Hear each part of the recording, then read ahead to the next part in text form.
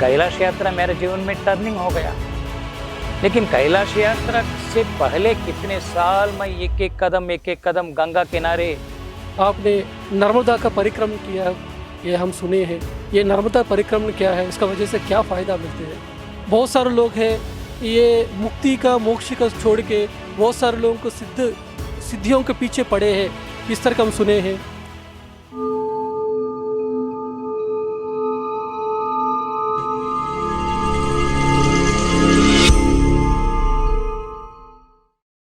PMC Hindi दर्शकों का मेरा प्यार भरा नमस्कार।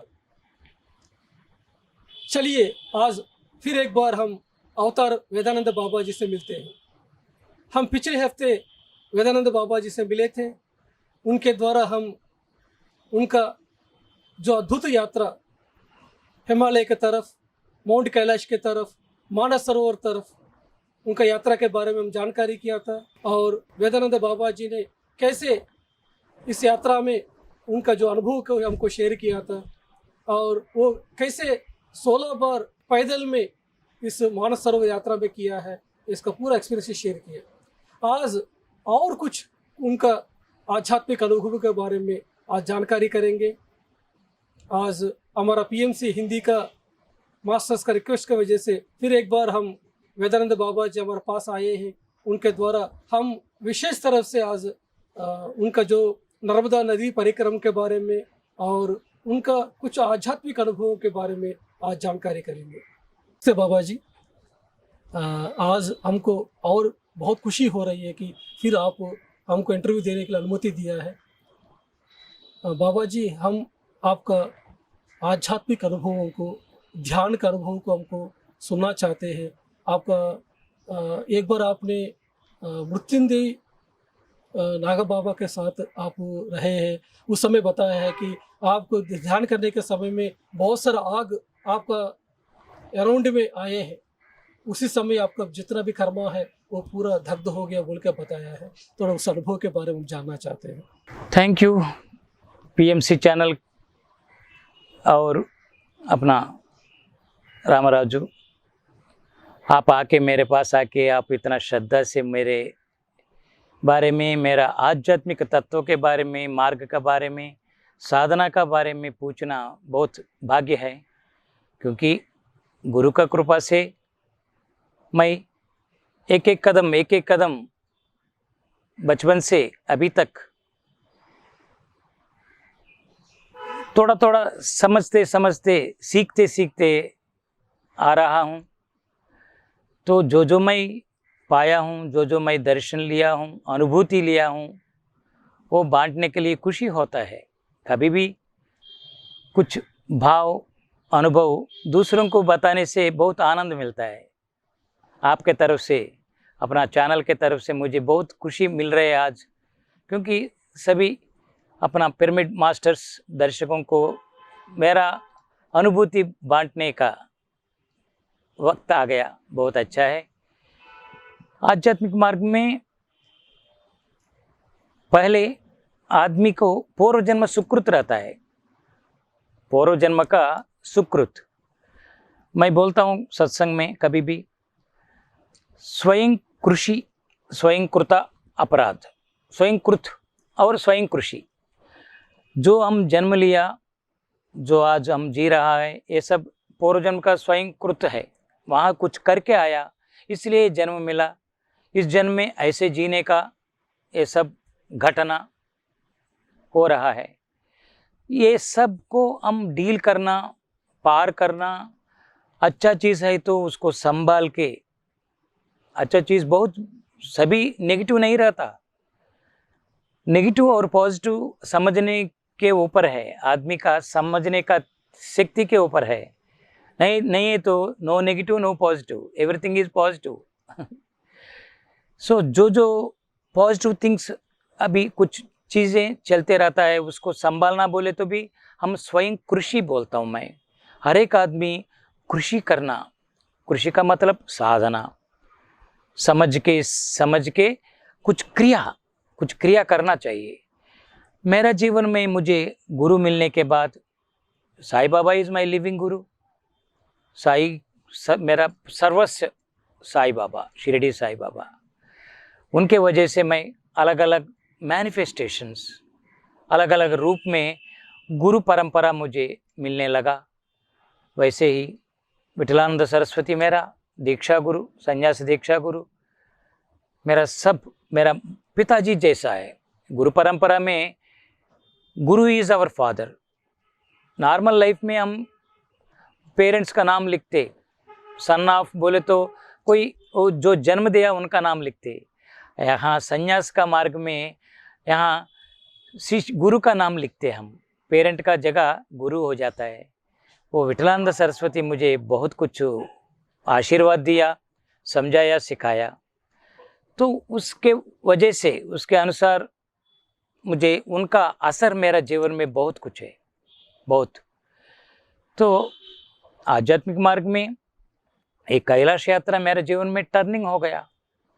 लेकिन कैलाश यात्रा से पहले कितने साल मैं एक एक कदम गंगा किनारे, गंगा के पास जाके 94 में पहली बार गंगा के पास गया, ऋषिकेश, मिरेकलसली, एक महत्व है वो। तब से मेरे जीवन में बहुत बदलाव। तब तक मेरा कुछ कार्मिक चीज़ें जो है वो सब होते हुआ है। लेकिन जब मैं पहली बार गंगा किनारे ऋषिकेश में त्रिवेणी घाट के पास, वहाँ आंध्र निर्वाण आश्रम, वहाँ बैठ के गंगा को, वो बहते हुए गंगा को देखते देखते देखते ध्यानपूर्वक वो गंगा किनारे पे बैठ के वो एनर्जी, कूल, वेरी टेंडर, बहुत अच्छा एक हवा आता है, अलग हवा। गंगा किनारे पे बैठे तो अलग हवा आता है, बहुत ज़्यादा कोल्ड भी नहीं है, ज़्यादा गर्म भी नहीं है, एक हल्का हल्का टचिंग होता है, बहुत अच्छा होता है वो स्पर्श। ऐसा मैं वो सब समझते समझते ध्यानपूर्वक वो एनर्जी मैं कलेक्ट करते रहा। वहाँ थोड़ा थोड़ा ज्ञान भी मिलते रहा। मेरा अंदर का कुछ सफाई, कुछ चीज़ें साफ हो गया, वहाँ बैठने से साफ हो गया। क्योंकि गंगा का महत्व बताने को मुझे भावना आ रहे। गंगा किनारे बैठने से, सभी नदी अलग अलग है, हर एक नदी को एक शक्ति रहता है, हर एक नदी को एक, क्योंकि जल ही जीवन है। जल, हर एक जल का एक बूंद लिए तो भी ये अल्टीमेट एनर्जी मिलता है, शक्ति है।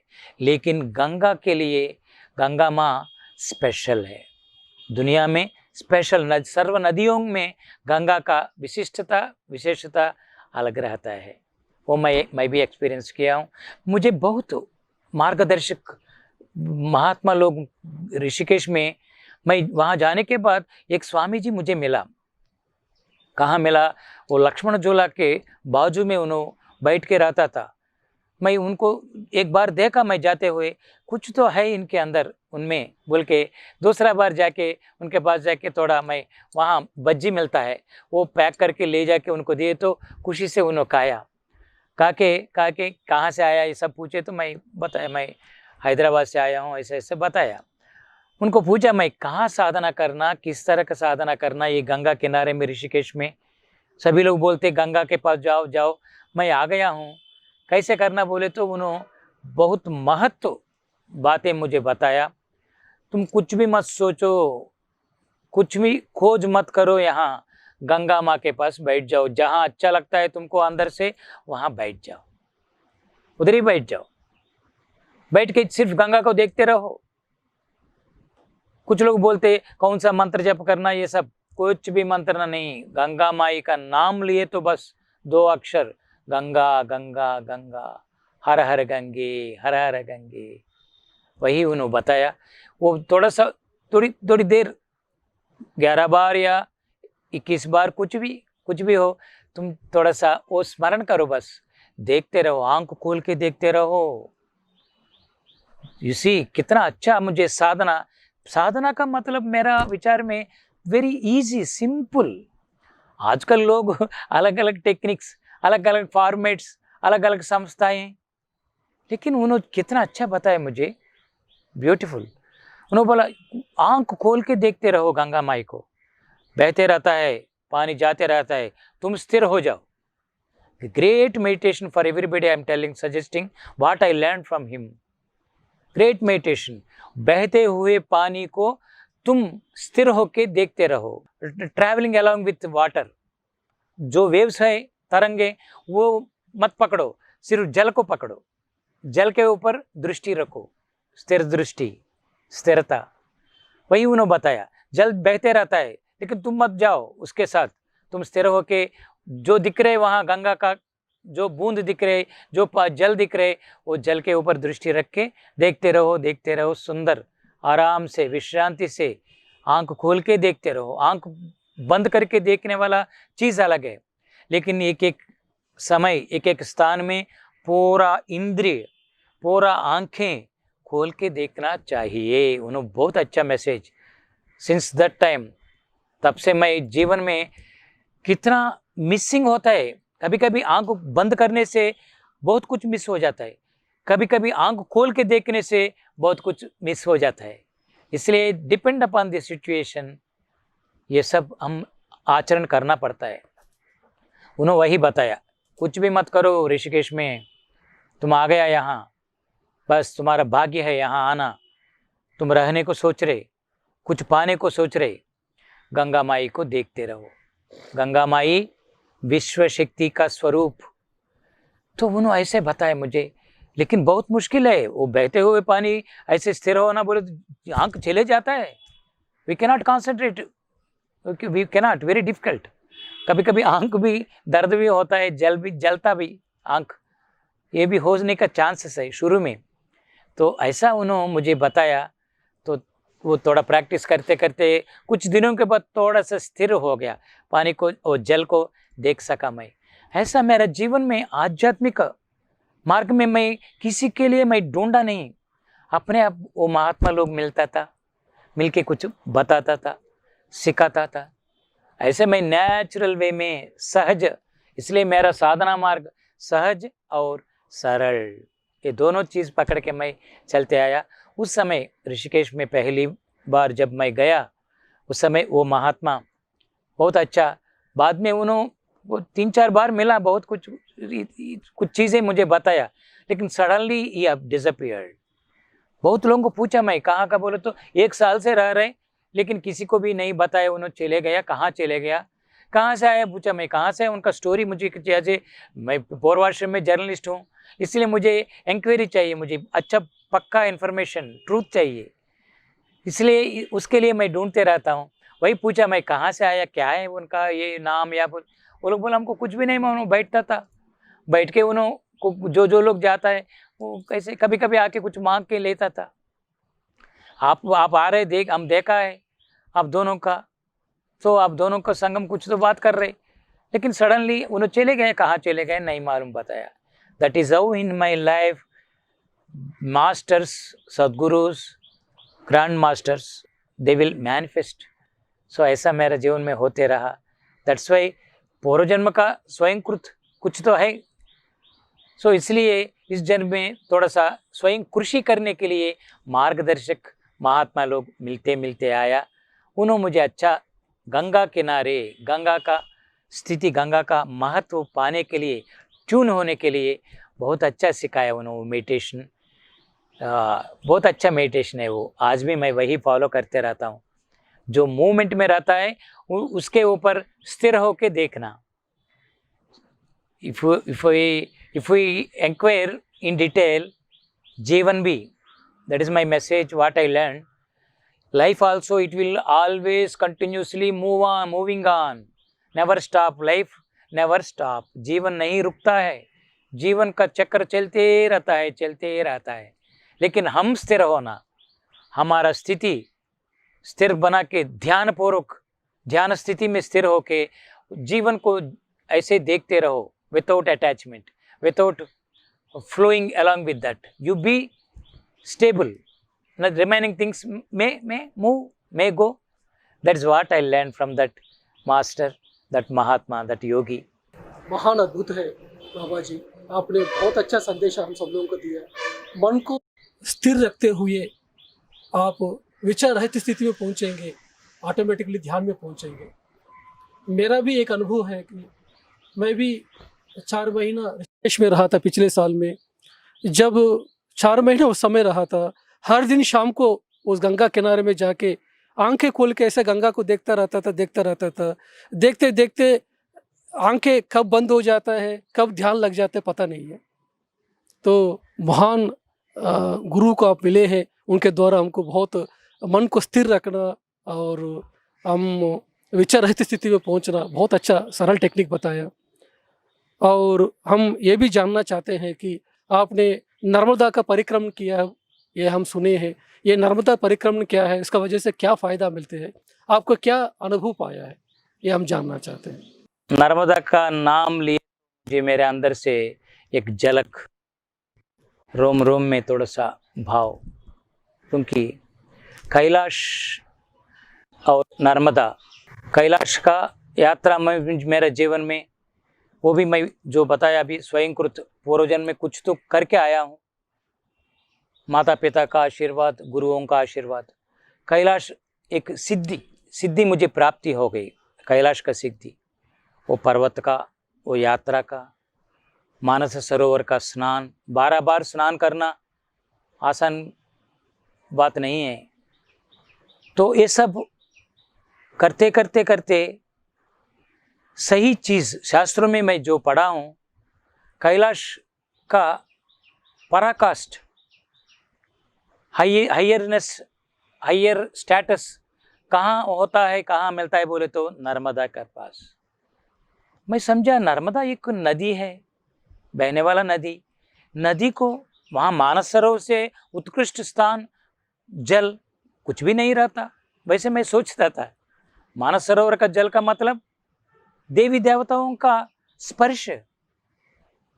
अपने जैसे कार्मिक लोग, योगी लोग, महात्मा लोग स्नान करने के लिए नदियाँ, एक एक नदी में जाके स्नान करके एक एक कर्म को क्लीन करते रहता है। योगियों भी जाके एक एक नदी में स्नान करके वो अपना शक्ति को बढ़ाते रहता है। लेकिन मानस सरोवर ऐसा नहीं। देवी देवता आके, भगवान देवी देवताओं के लिए एक स्थान, स्नान के लिए एक स्थान बना के रखा है, वही मानस सरोवर। वही मैं पढ़ा हूँ, समझा हूँ। उससे बढ़कर और क्या रहता है?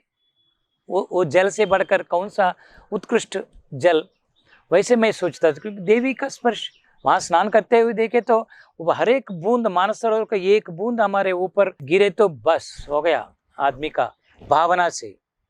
भावना लेके एक बूंद लिए तो भी वैसा जगह में मैं जाके, वहाँ जाके 12 बार स्नान करना, कौपीन पहन के पूरा मरने को तैयार होके, क्योंकि वो जल में स्नान करना आसानी नहीं है। -20 डिग्री जब मैं गया फर्स्ट पहली बार, -20 डिग्री था। एक आदमी मुझे बताया आज का समय में, वैसे उस समय जाके उसमें घुस के पूरा अभ्यंग स्नान, पूरा सिर भिगा के एक स्नान करना, डूब के करना, इन माई लाइफ टर्निंग। लेकिन बाद में मैं शास्त्रों का देखे तो जानकारी एक मुझे मिला, वो मृत्युंजयपुर नागा बाबा, उन्होंने मुझे हिंट दिया, लेकिन मैं नहीं पकड़ा उस समय। मानस सरोवर जाने से पहले ये हिंट दिया, तुम वहाँ जाके आने के बाद एक बार नर्मदा को जाओ। बोला नर्मदा को जाओ बोल रहे, उतना मुझे आइडिया नहीं है नर्मदा नदी, वो उसका विशिष्टता सुनाऊँ, छोड़ दिया। लेकिन मुझे 10 बार होने के बाद, 10 बार नर्मदा कैलाश का यात्रा होने के बाद नर्मदा का भावना आया। उससे पहले मुझे मेरे गुरु महाराज का जैसा है, कल्याण दास स्वामी जी उत्तराखंड में बहुत अद्भुत स्थान बनाया, विशेष स्थान बनाया उन्होंने। डोल आश्रम बोल के है रानीखेत के पास। उन्होंने मुझे गुरु समान है, बहुत कुछ उन्होंने पूरा नर्मदा माई को धारण कर लिया। उनको देखे तो पूरा नर्मदा का शक्ति, सिद्धियाँ पूरा मिलता है। उदासीन आश्रम का सांप्रदाय का महात्मा उन्होंने मुझे बताया, बाबा जी आप एक बार अमरकंटक जाइए, हमारा आश्रम है, वहाँ जाइए। बोला वहाँ क्या है? वहाँ क्या है? क्या नर्मदा उद्गम स्थान है, वहाँ जाना चाहिए। अब तब मुझे लगा है वो नर्मदा का भी एक एक मुझे लिंक बन गया। तो उनका बात लेके उनका बड़ा आश्रम है, उनका प्रेरणा और कुछ कागज लेके मैं वहाँ गया। वहाँ जाके मैं नर्मदा का भाव पूरा मैं याद किया।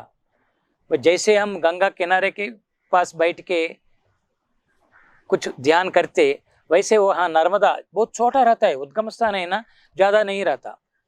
वहाँ जाके बैठे तो बहुत miraculous things happened. First day सुबह सुबह हम गए, मैं और 2 आदमी मेरे साथ आए, वो लोग मुझे वहाँ छोड़ने के लिए। हम तीनों मिलके नर्मदा के पास सुबह गए, तो स्नान करने के लिए गए। तो मेरा साथी उन्होंने बोला मैं पूरा बाल निकालता हूँ, एक आदमी को बोल के उन्होंने उस काम पे चले गए। मैं वहाँ बैठे तो एक स्वामी जी कपड़ा भिगा के उन्होंने स्नान कर दिया, वो भिगा के पूरा ये कर रहे। वो उनके पास गया, मैं जाके उनको नमस्कार किए तो उन्होंने कितना अच्छा चीज़ें बताए मुझे नर्मदा के बारे में। तो पहली बार ऐसा हुआ नर्मदा किनारे बैठना, उस दिन स्नान करना, हाँ फर्स्ट पहली बार डूबना अंदर।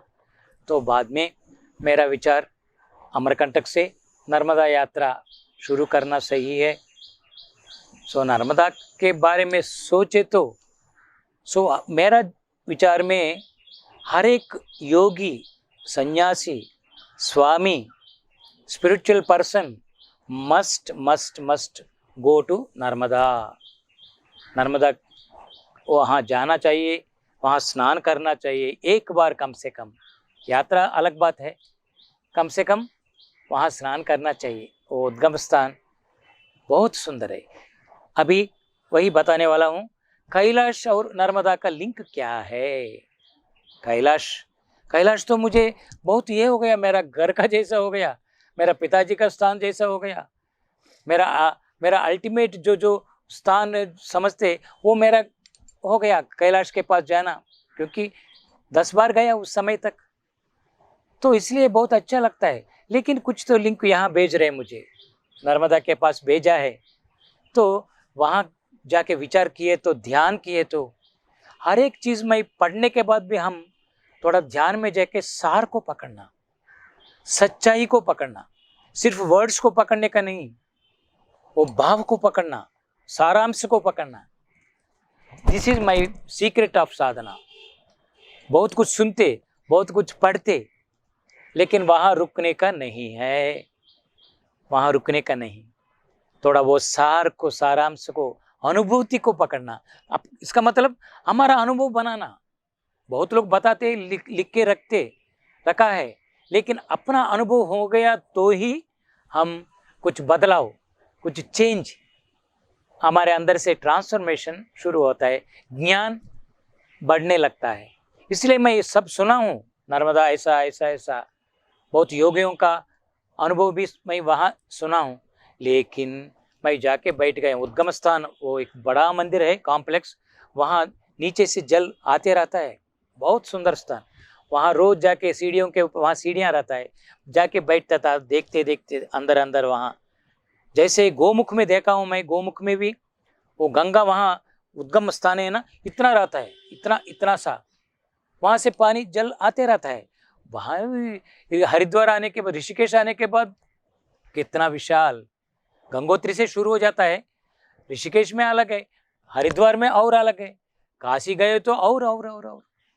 तो जैसा सेम वे यहाँ भी वो नर्मदा का उद्गम स्थान इतना धारा आते रहा। वहाँ बैठ के, वहाँ माई का मूर्ति बिठाया वो लोग, बहुत अच्छा ध्यान होता था मुझे। अकेला आराम, विश्राम, no hurry burry, no programme, nothing, just enjoying the living the moment.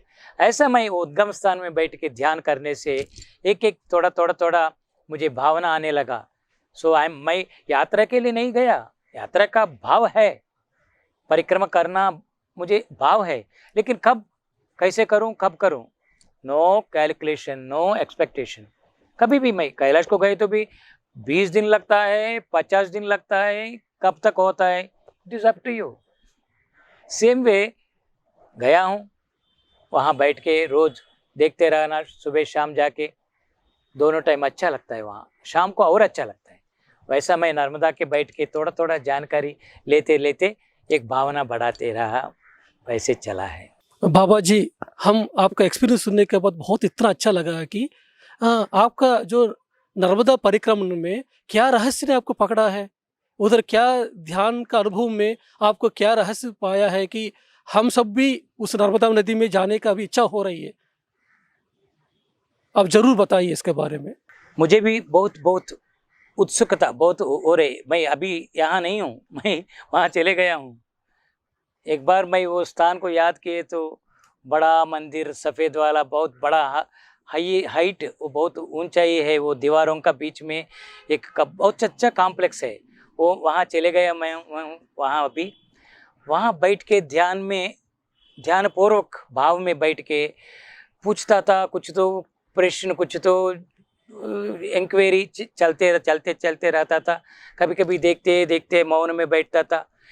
तो वहाँ मुझे राज यही है, सीक्रेट कुछ अच्छा ये संदेश मुझे मिला है। कैलाश शिव जी का स्थान, कैलाश पर्वत, शिव जी शादी होने के बाद कैलाश पर्वत के पास वो कैलाश स्थान में उन्होंने गया है शादी होने के बाद। उससे पहले उन्होंने काशी में रहता था। तो कैलाश का मतलब शिव जी और पार्वती का स्थान, वहाँ बहुत कुछ महत्व है। वो लोक शिवलोक है। वो उसका और इसका लिंक क्या है बोले तो वही शिव जी, बहुत अच्छा से पॉइंट मुझे बहुत अच्छा लगता है। वही शिव जी एक एकांत चाहता था। शादी हो गया, सब कुछ हो गया, उनका कार्य चल रहा है, लेकिन उन्होंने भी सोचा कुछ दिनों तक मैं ध्यान में बैठूंगा, मैं भी ध्यान में रहना, मैं मेरा स्पेस में, मेरा एकांत में मैं जाके मुझे बैठने का। उन्होंने ऐसा सोच लिया। सोच के वहाँ से आके उन्होंने यहाँ आके, ये पर्वत है, अच्छा पर्वत है, वो पर्वत के ऊपर बैठ के उन्होंने ध्यान करना शुरू किया। देख लीजिए कितना लिंक, अच्छा लिंक है। वही शिव जी जो कैलाश का महान Shiva, same Shiva came to here, यहाँ आके बैठ के ध्यान करते हुए। शिव का ध्यान मतलब विज्ञान भैरव तंत्र में बताते शिव का महत्व, शिव जी का शक्ति स्वरूप, ये सभी शिव जी। अगर शिव ध्यान में गए तो पूरा अंड पिंड ब्रह्मांड हिलता है, क्योंकि उनका ताकत तो उतना ये है। हम सुना है ना अपना रावण शिव का परम परम परम भक्त है। उन्होंने शिव को इतना प्रसन्न किया। हम तेलुगु में एक पिक्चर भी आया भू कैलाश बोल के, वो रावणासुर का उन्होंने जाके पूरा कैलाश को लेने के लिए जाता है। जाके उन्होंने वहाँ बैठ के, अभी राक्षस ताल बोल के एक सरस है, अभी भी वहाँ एक लेक है, वहाँ उन्होंने बैठ के तपस्या किया। शिव जी को प्रसन्न करके मुझे सब दे दो बोले तो उन्होंने आत्मलिंग दे दिया शिव जी। तो इसका मतलब शिव का शक्ति कोई भी साधना करके, कोई भी शिव को साधना किए तो अल्टीमेट मिलता है। सो वही शिवा ध्यान करने के लिए आके अमरकंटक में वहाँ एक पर्वत के ऊपर बैठ गए। बैठने के बाद पूरा विश्व शक्ति उनके अंदर, पूरा एक साइकिल, मुझे मालूम पड़ा है, मेरा स्वीय अनुभव है ये। सो उनका अंदर इतना शक्ति, पूरा अंडपिंड ब्रह्मांड अंदर आ रहे बाहर जा रहे, एक साइकिल जैसा, एक चक्र जैसा पूरा आ रहे जा रहे अंदर।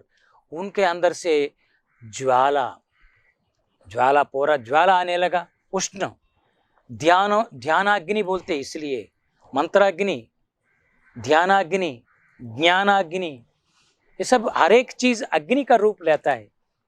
शिव जी वहां बैठ के ध्यान करना शुरू किया। सभी बाकी पूरा देवी देवता, अरे शिव जी अकेला कैसे चले गए, एकांत में क्यों बैठ गए, कुछ तो है, वही कुछ तो करने के लिए गया, ऐसा उन्होंने आके बैठ गया। That means what he did and what he became, मेरा विचार में ये उन्होंने यूनिवर्स पूरा धारण, एक बार धारण करके फिर दोबारा अलग कर दिया। एकत्व में भिन्नत्व, भिन्नत्व से एकत्व, वो दोनों उन्होंने और एक बार वो दोनों क्रिया करके उन्होंने अपने अंदर से दुनिया को बाहर निकाला, बाहर का दुनिया को अंदर ले लिया। दोनों क्रिया हो गया वहाँ। इसलिए पूरा ज्वाला ज्वाला ज्वाला फटाफट पूरा शरीर पूरा अग्नि धातु हो गया, अग्नि शक्ति। उन्हों शीतल है, लेकिन उनके अंदर से जो ध्यान का शक्ति, वो पूरा धारणा का शक्ति बाहर अग्नि का रूप, एक ज्वाला का रूप लेके अब बाहर आने लगा, उष्ण शक्ति। उसके वजह से क्या हो गया, पूरा पसीना पसीना पसीना, पूरा पसीना आने लगा।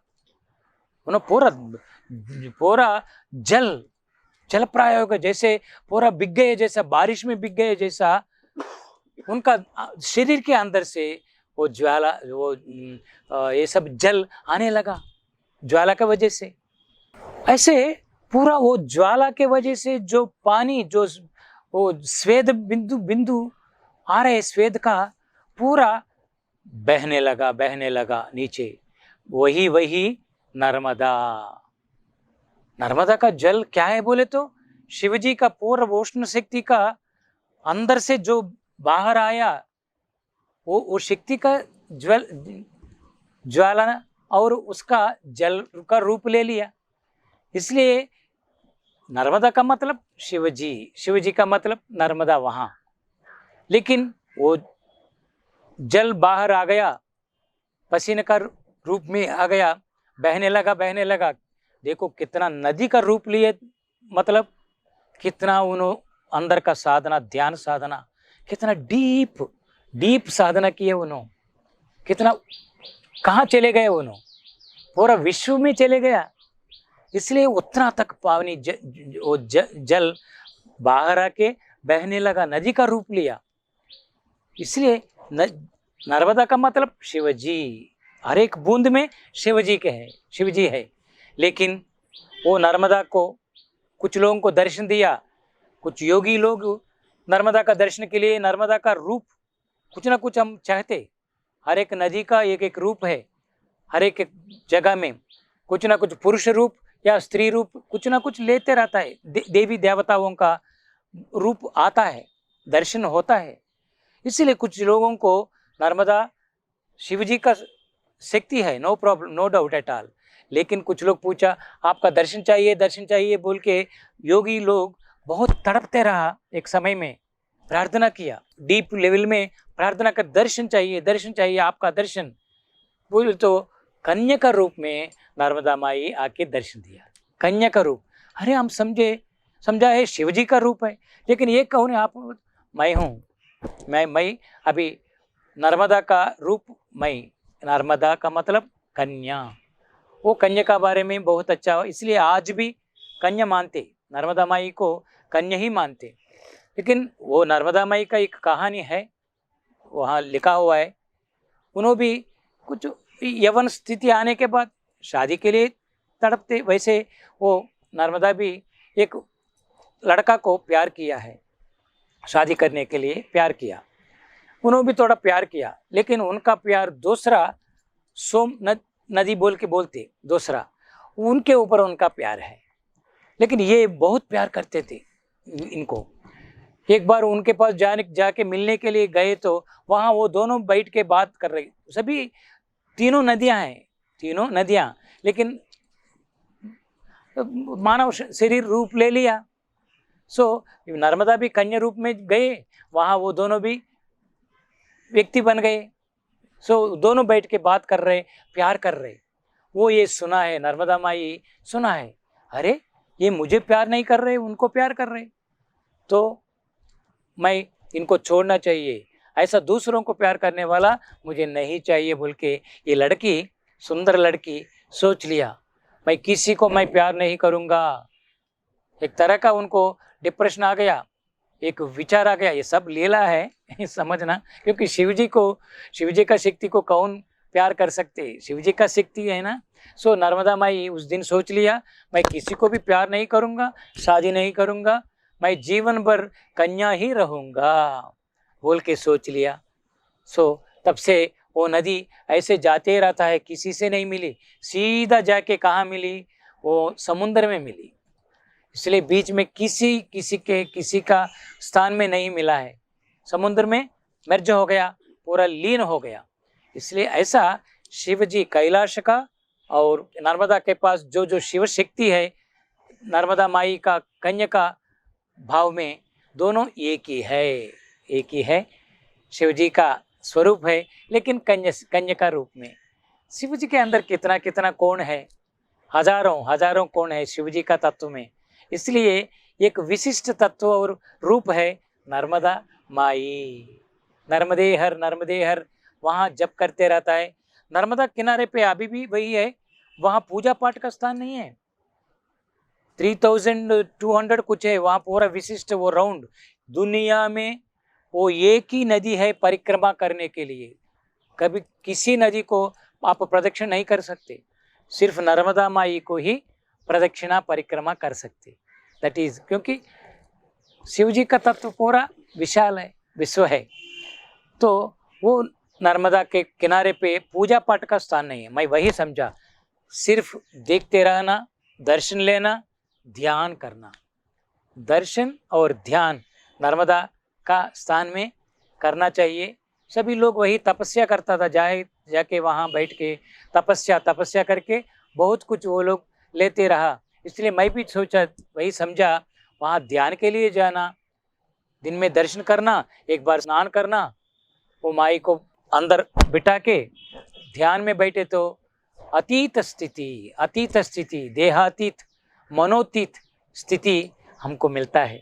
That is the secret, that is the information मुझे मिला है ध्यान में। माँ के पास, माँ से मैं सीखा हूँ ये सब। बहुत अच्छा लगता है वहाँ अमरकंटक में बैठ के। बहुत अच्छा बाबा जी। सब लोगों को हिमालय के बारे में, गंगा के बारे में जानकारी है, लेकिन नर्मदा के नदी के बारे में बहुत कम लोगों को जानकारी है। इवन मैं भी नहीं जानता हूँ नर्मदा नदी का इतना महत्व है। नर्मदा नदी का और माउंट कैलाश का क्या दोनों का बीच में एक रिलेशन है, आपने बहुत अच्छा एक्सप्लेन किया है। और बाबा जी, हम ये जानना चाहते हैं, जैसे आप हिमालय में जाते हुए बहुत सारे नागे बाबा के साथ, बहुत सारे साधु पुरुष के साथ, सिद्ध पुरुष के साथ, अघोरी बाबा के साथ मिले हैं, तो इन लोगों का क्या साधना है? बहुत सारे लोग हैं ये मुक्ति का, मोक्ष का छोड़ के बहुत सारे लोगों को सिद्धियों के पीछे पड़े हैं, इस तरह का हम सुने हैं। और बहुत सारा अघोरी बाबा है, उधर जितना भी लाश है उसको वो लोग खाते हैं, इस तरह हम सुने हैं बचपन से। तो ये सब कुछ गलतफहमियां है, क्या हकीकत है, हम आपसे जानना चाहते हैं। हिमालय में अलग अलग तरीका से, अलग अलग सांप्रदाय का, अलग अलग योगियों का साधना हमको मिलता है। संन्यास धर्म में, संन्यास मार्ग में दशनाम संन्यास हम देखते। दशनाम संन्यास इसका मतलब 10 विधियों का, तत्वों का संन्यास धर्म मिलता है। वैसे ही ये योगियों में अलग अलग संप्रदाय रहता है। नागा बाबा लोग, अघोरी लोग, नॉर्मल सत्व मार्ग में, सात्विक मार्ग में जाने वाला, तंत्र मार्ग में जाने वाला, वामाचार, दक्षिणाचार, अलग अलग धर्म रहता है, अलग अलग। तुम बोले जैसा एक एक लोगों का अपना अपना देवी देवता साधना क्रिया विधि रहता है। कुछ देवी शक्तियों का अलग अलग नैवेद्य, अलग अलग मंत्र भी बदल जाता है। ये नागा बाबा पर्टिकुलरली, मैं नागा संप्रदाय में थोड़ा सीखा हूँ, थोड़ा अंदर गया, मैं ज़्यादा नहीं। इसलिए मुझे पूर्वजन्म में मुझे नागा तत्वों से जुड़ा हूँ बोल के बद्रीनाथ में मुझे एक महात्मा बताया। अभी नहीं, बहुत सालों पहले मुझे वो शंकराचार्य का गुप्त समाधि है, योग समाधि, वहाँ एक आदमी मुझे मिलके उन्होंने बताया, आप वो नागा परंपरा से जुड़ा हुआ आदमी है बोल के। सो इसलिए एक एक नागा लोग अलग अलग रहता है। वहाँ मंत्र भी एक, कुछ लोग जोश, मंत्र उच्चारण बहुत जोर से बोलना पड़ता है, कुछ मौन में बोलना पड़ता है, कुछ अक्षर जुड़ना, ओम श्रीम ह्रीम क्लीम, ये बहुत शक्ति बीजाक्षर है। ओम श्रीम ह्रीम क्लीम, अगर दुम जोड़ दिया तो माँ का शक्ति आता है। दुम बीजाक्षर जोड़ दिया तो अलग, इस तरह एक एक अक्षर का एक एक सम्मेलन, वैसे ही वहाँ एक एक अक्षरों का, कुछ अक्षरों का सम्मेलन में एक मूर्ति, एक भाव बढ़ता है, एक शक्ति उनको दर्शन में आ जाता है। वो शक्ति स्वरूप जो दिखता है वो लोग दूसरों को नहीं दिखेगा, वो नागा बाबा लोगों को बहुत कुछ दिखता है। कामाख्या में मैं बहुत रहा हूँ, मैं 4 बार जाके वहाँ देखे तो तांत्रिक लोगों का साधना अलग अलग रहता है, हमको नहीं दिखता, उनको दिखता है। हवा में देखते रहता वो देवी का दर्शन, वो पूछते रहती, देते रहता है। एक 93 ईयर्स ओल्ड एक मेरा, मैं भी उनसे थोड़ा सा सीखा हूँ, गुरु स्वरूप है। उन्होंने 93 ईयर्स ओल्ड बुढ़ा आदमी है, उनका पूरा पीठ भी ये हो गया, बेंड हो गया। वो साधना करता है अभी भी, और कामाख्या मंदिर के ऊपर अभी भी है पुराना मंदिर, थोड़ा गिर पड़ा है, गिर गया वो मंदिर। अंदर बैठ के कमरा, छोटा कमरे में उन्होंने बैठ के रहता है। उन्होंने रोज ऐसे ही 11 बजे 10-11 बजे आता है, मैं उनके पास जाके बैठता हूँ। उन्होंने मुझे एक ये भी दिया, बहुत अच्छा कड़ा, बहुत अच्छा ये है। उनका साधना देखे तो, बिकॉज तुम पूछा ना कैसे रहता ये लोग, क्यों करते, क्यों बोल के ये आध्यात्मिक मार्ग में, ये साधना मार्ग में क्यों बोल के वर्ड नहीं रहना चाहिए। No scope for it, why no why at all, everything is natural, it is like that's all. इसलिए वो तंत्र साधना में उनके पास मैं बैठ के देखा हूँ, उन्होंने 4 बॉटल, फुल बॉटल 4 बॉटल पीता है शाम तक, रात 11 बजे तक उधर ही रहता। इसलिए मैं बहुत लोगों को बोलता हूँ, यहाँ इस कर्म भूमि में ये लोग साधु संतों को अलग माला पहने तो गलत है, अलग कुछ कपड़ा पहने तो गलत है, वैसे लोग यहाँ आए तो, इसलिए वहाँ का नागा बाबा लोग यहाँ नहीं आता है, कभी नहीं आता। यहाँ हम भी चुप बैठना पड़ता है, यहाँ गालियाँ दे दो, कुछ भी करो हमको, no problem, but don't disturb us, हमको डिस्टर्ब मत करो, क्योंकि हमारा अंतर्मुख साधना, हमारा वो ट्यूनिंग विथ यूनिवर्स अलग रहता है। खाना पीने में सब कुछ अलग है, लेकिन कभी कभी एक्ट करना पड़ता है कर्म भूमि में।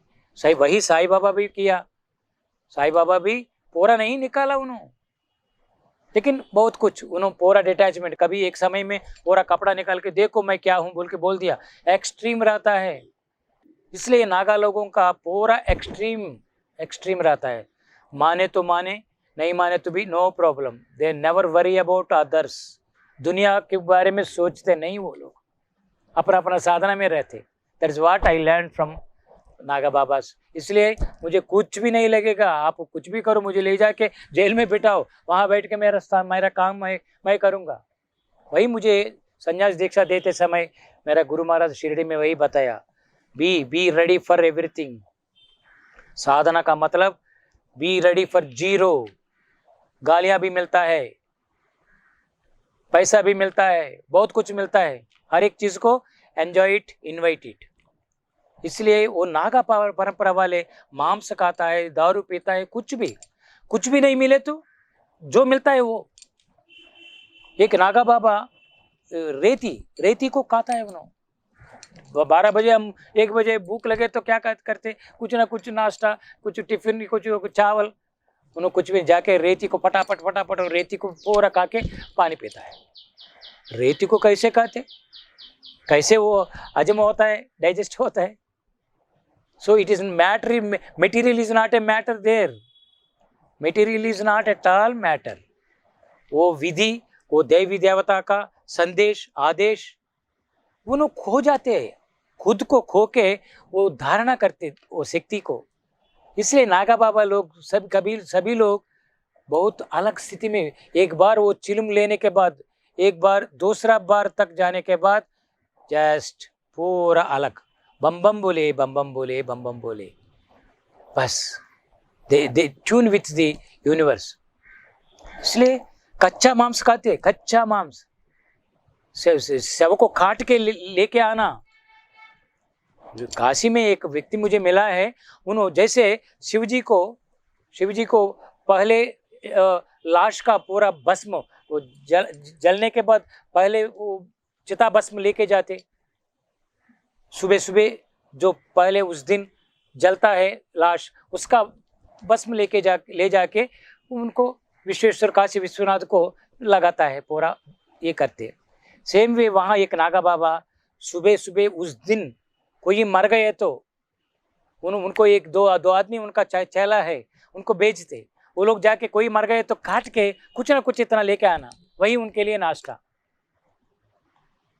इसलिए वहाँ ये दोनों ये तीनों का एक अलग सांप्रदाय है, कौन सा नहीं मालूम, लेकिन नागा परंपरा है। बहुत बहुत डीप तांत्रिक लोग है वो। उनके पास कुछ रहता है, कभी कभी मारता है, फिर उन्होंने एक आदमी बताया मैं, उन्होंने अपने आप को काटता है फिर जोड़ता है। देखो उनका स्थिति देख लीजिए, अपने आप को उन्होंने खुद काटता है, एक दो घंटे के लिए, एक दो दिन के बाद उन्होंने फिर जोड़ देता है, जुड़ जाता है, वो जुड़ेगा। ऐसे कैसे महत्व? वो सब एक्सपेरिमेंट्स, ऑलवेज नागा बाबा लोग एक्सपेरिमेंट करने में ही रहता है, शक्ति को, अनुभव को, अनुभूति को।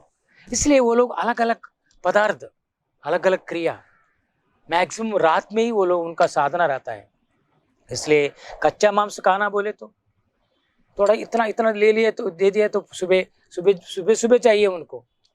दारू रखता है हर फुल टाइम उनके पास, दारू बॉटल, कोई वहाँ गए तो वहाँ रख के चले जाते, जब चाहे वो तब उन्होंने लेता है, ये मांस खाता है कुछ तो।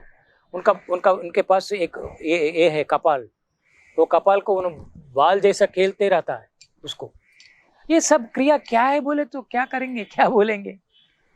तो इसलिए योगियों को, महात्माओं को, पर्टिकुलरली हिमालय योगियों को, तांत्रिक योगियों को, अघोरा महात्माओं के बारे में हम लिमिटेशन, कुछ इन्फॉर्मेशन मत पकड़ने का। वहाँ जाने के बाद देखते रहना, समझते रहना। वही बोल के क्यों बोल के पूछे तो वो लोग मार के भगा देता है, वहाँ पूछने का नहीं। गट्स भी रहना, बहुत धैर्य चाहिए। It's not easy to stay with them, very difficult, बहुत मुश्किल होता है। मुझे यहाँ एक समय में यहाँ बहुत पकड़ा है, कुछ भी नहीं, मैं दूर में बैठ गए, दूर से देख रहा हूँ, कम से कम 200 फीट के दूर में मैं बैठ के देख रहा हूँ उनको। मैं यहाँ पकड़ गया, भाई नहीं हिल सका मैं, 2 दिन तक मुझे वैसे हो गया। तब मैं दोबारा तीसरा दिन मैं वहाँ नहीं गया, दूसरा जगह गए तो उनका चेला वहाँ मिला।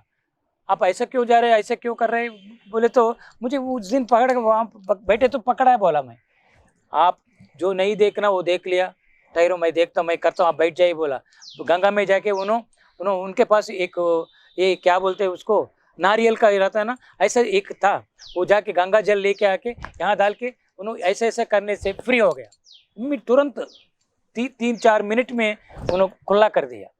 उन्होंने बोला उस रात में आप नहीं देखना था, वहाँ बैठ के कुछ देखा है, वो आपको उसका प्रभाव से आपको यहाँ पकड़ा है। ऐसा कभी कभी बहुत कुछ हो जाता है, विदाउट परमिशन उनके पास नहीं जाना चाहिए, वो सब क्रिया नहीं देखना चाहिए। लेकिन बहुत अच्छा, मेरा पूर्वजनों का सौभाग्य है, कुछ गालियाँ दिया, कुछ लोग मारने को भी ये किया, लेकिन मुझे प्यार करते रहा। इससे थोड़ा मैं नागा बाबा से एक अघोरा, 2 आदमी अघोरा लोग मुझे मिला है, उनसे भी थोड़ा मैं सीखा है। इसलिए मैं बोल रहा हूँ सभी को, गुरुओं का, ऐसा योगियों का, महात्माओं का, उनका खाना पीना के बारे में मत सोचो। उनका जो वो लोग करने दो। आपको अच्छा नहीं लगे तो दूर चले जाओ, लेकिन उनको विमर्श, क्रिटिसाइज्म मत करो, दूर में रहो, तब आपको थोड़ा सा मिलेगा। नहीं तो अलग नया कर्म आपको लगेगा, अननेसेरीली आपको जो नहीं सोचे वो हो जाता है। इसलिए नहीं जाना चाहिए, अगर गए तो आप खुला रह के शुद्धत्व पकड़ के रहना चाहिए गुरुओं के पास। ये मेरा संदेश है। थैंक यू ना रामराज, थैंक यू। बहुत अच्छा बताया बाबा जी, आप अघोरों के बारे में और नागा बाबाओं के बारे में, उधर के सिद्धियों के बारे में बताया। मैं पीएमसी दर्शकों को यही कहना चाहता हूँ कि आज बाबा जी के द्वारा हम नागा बाबाओं के बारे में, अघोरा बाबाओं के बारे में हम जानकारी किया है। मैं चाहता हूँ कि आप सब लोग बिना जानकारी करते हुए ये सभी एक्सपेरिमेंट नहीं करें। हमारा ब्रह्मर्षि पितामह पत्री जी हम सब लोगों को बुद्धत्व के बारे में बताया, हम सब लोग इस 18 आदर्श सूत्र के साथ हम शाकाहार को अपनाते हुए अपना जीवन को जिएंगे। आज ये सवाल इसीलिए मैं पूछाता हूँ कि बाबा जी के द्वारा उधर का योगी लोग कैसे रहते हैं। वो लोग कुछ भी क्रिएट भी कर सकते हैं, कुछ भी नाश भी कर सकते हैं। बहुत सारे योगियों को मैं देखा हूँ कि वो मांसाहार को एक जलेबी के रूप में बदल देते हैं। तो बिना जानकारी करते हुए इस तरह के एक्सपेरिमेंट्स नहीं करें। जो योगी लोग हैं, जो हिमालय में है, वो सब लोग एक्सपेरिमेंट कर सकते हैं, उन लोगों के पास सभी जानकारी है। आज हम सब लोगों ने उधर का क्या साधना होते इसीलिए हम बाबा जी के द्वारा हम जानकारी किया। ये सिर्फ एक इन्फॉर्मेशन के रूप में आपके पास रखिए। यस बाबा जी, आपसे आखिरी एक सवाल है कि आपको अवतार वेदानंद बाबा जी के रूप में कहते हैं, परमहंस बाबा जी के रूप में कहते हैं। जैसे परमहंस एक योगानंद परमहंस को हम सुने हैं और रामकृष्ण परमहंस को हम सुने हैं। तो ये परमहंस का मतलब क्या है? और आपको अवतार जैसे कहा है, जैसे हमको मेहर बाबा जी है, मेहर बाबा जी भी अवतार मेहर बाबा जी कहते हैं। तो ये कैसे आपके पास आया है, इसका मीनिंग क्या है? ये सब होते रहता है हर एक साधक का जीवन में। सामान्य व्यक्ति साधक बनने के लिए शिष्य बनना चाहिए, शिष्य बनने के लिए एक गुरु को पकड़ना चाहिए। एक बार एक सही गुरु, सद्गुरु, गुरु अलग सद्गुरु अलग, एक सद्गुरु मिलने के बाद वो व्यक्ति के जीवन में अलग अलग स्थितियाँ, एक एक फ्रीक्वेंसीज बदलते रहता है। मेरा जीवन में भी वैसे ही हुआ। बहुत कुछ एक ऑर्डिनरी फुटपाथ का पर्सन हूँ मैं। फुटपाथ में रहता था, उतना लेवल में नीचे बहुत उतना, लेकिन गुरु कृपा, साई कृपा से साई लिविंग गुरु का स्थिति में मुझे मिला है, दर्शन दिया। बाद में मुझे अलग अलग रूपों में अलग अलग मुझे दिखाया, सिखाया, इसलिए मेरे जीवन में अलग अलग हो गया। ये परमहंस जनरली सन्यासी साधुओं को परमहंस परिव्राजकाचार्य बोलते, क्योंकि एक बार अंतर्मुख स्थिति में जाके आत्म स्थिति में रह के आत्मा को समझ के, reality of self, inner self, not outer self, तो समझने के बाद वो एक हंस तत्व, हमारा अंदर श्वास जो चल रहा है उसको हंस बोलते हैं। हंस योग, हंस ध्यान, हमसोहम, सोहम, हमसोहम, ये सब अलग अलग कॉन्सेप्ट्स है, वो बाद में हम देखेंगे। तो ये स्थिति मिलने के बाद अपना गुरु कंफर्म करते, अपना गुरु ये परमहंस स्थिति में जा रहा है बोल के गुरु कंफर्म करते। हम कुछ भी, we cannot claim anything in spirituality, should not claim. मुझे आ गया, मुझे मिल गया, मैं पहुंच गया हूँ, मैं मास्टर हो गया हूँ, मैं सदगुरु हो गया हूँ, this is all trash, should not. अपना गुरु बताएगा, अपना गुरु हमको, जैसे एक विद्यार्थी क्लास में पढ़ते हुए एक हाफ ईयरली एग्जाम होने के बाद कुछ मार्क्स, उनका स्टेटस, एनुअल एग्जाम्स होने के बाद कुछ मार्क्स आता है, वो मार्क्स के अनुसार उनका स्थिति, फर्स्ट क्लास स्टूडेंट या second class student, they will certify. Same way साधना में भी अपना गुरु will certify, whatever he says that is truth, we cannot claim. So मेरा जीवन में मेरा गुरु महाराज परमहंस तत्व में मुझे एक साधना सिखाया उन्होंने, वो साधना के वजह से थोड़ा सा मुझे अच्छा स्थिति मिला। उन्होंने बोला अभी उन्होंने परमहंस बन गया, वो स्थिति में जा रहे, वो स्थिति में रह रहे बोल के लोगों को बोलता था मेरा विट्लानंद सरस्वती महाराज। और एक एग्जाम्पल, मुझे बहुत एक्सपीरियंस है। एक बार मुझे एक याद आते रहता है, बहुत अच्छा, थैंक यू रामराज। यही चाहिए जो हम अनुभूति में लिया है, वो एक अंदर से आए तो ना सच्चाई बहुत अच्छा लगता है। एक बार द्वारा तो कुछ लोग आया, YSS वाले ग्रुप, वो लोग मुझे बोला है आपके साथ हम गुफा को जाएंगे, बोले ठीक है। गुफा को गए, गुफा से हम नीचे आके दोबारा पांडव कोल जाने के लिए हम चढ़ रहे। उस समय में एक व्यक्ति डॉक्टर है, चंडीगढ़ या लुधियाना, वहाँ से आया उन्होंने क्रिया योगी।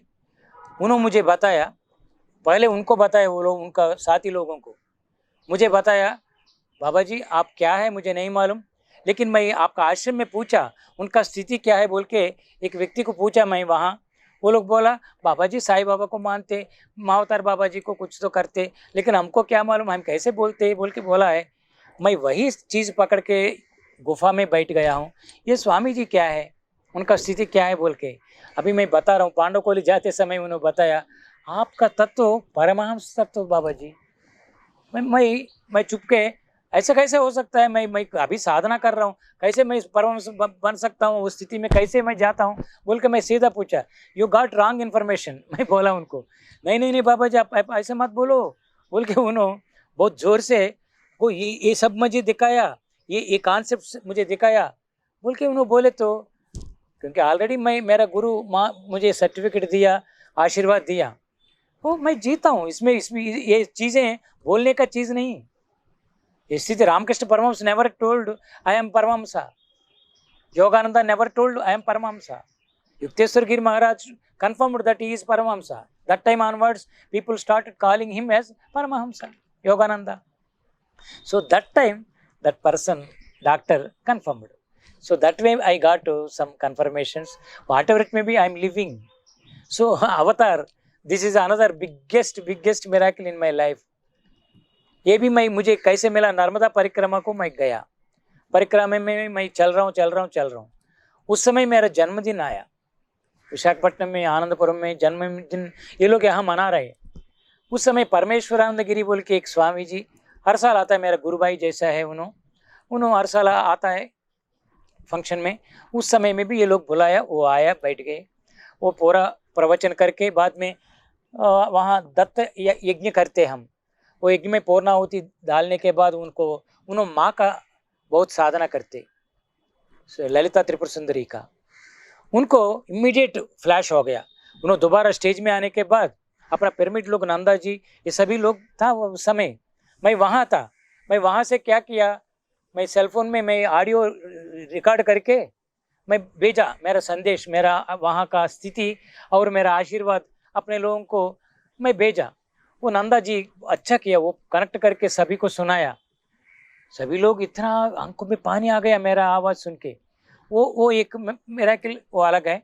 लेकिन ये स्वामी जी उस समय में रिवील किया, बाबा जी वहाँ है, लेकिन अभी आप सुना है उनका आवाज़, ये ऑर्डिनरी आवाज़ नहीं, देखो कैसे कंपन सभी को आ गया, लग गया।